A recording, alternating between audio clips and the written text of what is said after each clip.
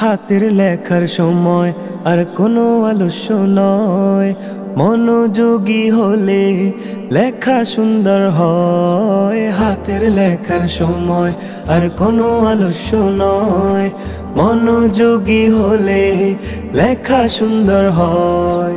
হা হা হা হা